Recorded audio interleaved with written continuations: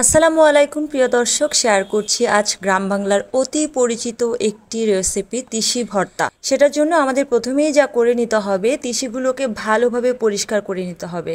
তিসি কিন্তু পানি দিয়ে পরিষ্কার করা যাবে না। যদি তিসিতে পানি দেয়া হয় তাহলে ইসবগুলের ভুসি অথবা তুকমার মতো পিচ্ছিল হয়ে যাবে। তো পরিষ্কার করার জন্য আমি যেটা করেছি, একটা সাদা কাপড়ে তিসিটাকে ঢেলে নিয়ে এভাবে মুড়িয়ে হাত দিয়ে কচলে কচলে একটা স্ট্রেনার দিয়ে আমি এটাকে ছেঁকে নিলাম এবং কুলা দিয়ে ঝেড়ে পরিষ্কার করে নিলাম। তিসিতে অনেক ধুলোবালি থাকে, কণা থাকে, অনেক কাঁকড় থাকে, বিভিন্ন রকমের আলাদা আলাদা সিডস থাকে, তাই এটাকে খুব ভালোভাবে পরিষ্কার করে নিতে হয়। যেহেতু এটা পানি দিয়ে ধোয়া যায় না, তাই এটাকে শুকনো অবস্থাতেই খুব ভালোভাবে যত্ন করে পরিষ্কার করে নিতে হয়। ভালোভাবে পরিষ্কার না হলে দাঁতে কিন্তু বালি পড়বে। এবারে তিসিগুলো ভেজে নিচ্ছি। তিসি ভাজার সময় জাল খুবই লোতে রাখতে হয়, তা না হলে কিন্তু তিসিগুলো ফুটে ফুটে চারদিকে ছড়িয়ে ছিটে পড়ে যাবে। তিসিটাকে আবারও একটু হালকা কুলোয় টেলে নিয়ে আমি চলে যাচ্ছি ভর্তা প্রিপারেশনে। কড়াইতে তেল দিয়ে দিয়েছি রসুন কুচি, পেঁয়াজ কুচি এবং কাঁচামরিচের ফালি।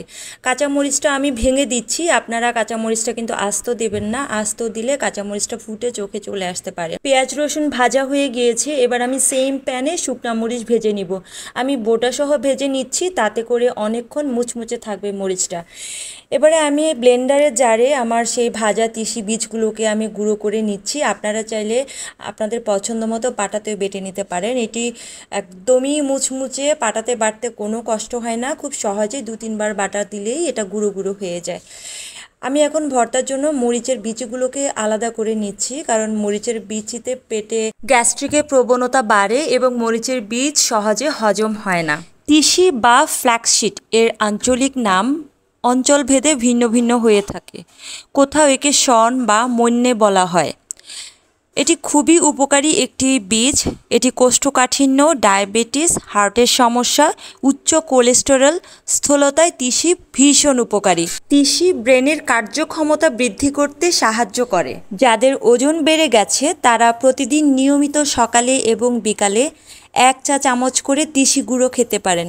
এতে আপনাদের ওজন দ্রুত কমে যাবে।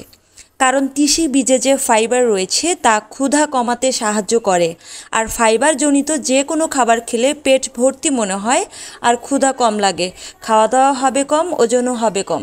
সকল উপকরণ তিসির গুঁড়োর সাথে মাখিয়ে ভর্তা করে নিলাম।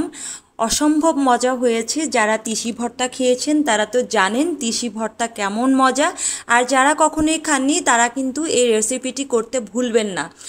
ধন্যবাদ সবাইকে। আবারও দেখা হবে নতুন কোনো রেসিপি নিয়ে। টিল দেন, আল্লাহ হাফেজ।